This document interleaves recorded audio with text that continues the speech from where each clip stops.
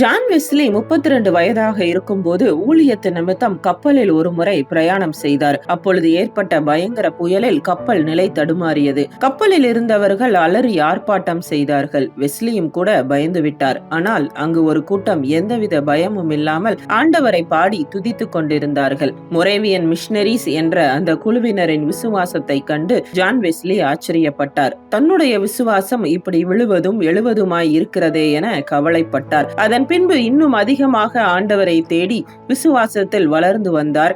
ஒருவன் இயேசு கிறிஸ்துவை முழுவதுமாக ஏற்றுக்கொள்ளும் போது அவனது வாழ்வு நிச்சயமாக மாறும் என்பதை வெஸ்லி முழுமையாக நம்பினார். அவனது மாற்றமானது அவனோடு நின்று விடாமல் அவனது குடும்பத்தையும் நண்பர்களையும் சுற்றி உள்ளவர்களையும் ஏன் சமுதாயத்தை கூட மாற்றும் என்பதில் சந்தேகமே இல்லை. ஜான் வெஸ்லியும் கூட சமுதாயத்தில் காணப்பட்ட மது பழக்கம், கேம்பிளிங் போன்ற பாவமான காரியத்திற்கு எதிராக நின்றார். சமுதாயத்தில் மாற்றம் ஏற்பட்டது. இன்று நம்முடைய வாழ்வு சமுதாயத்தில் தாக்கத்தை ஏற்படுத்துகிறதா?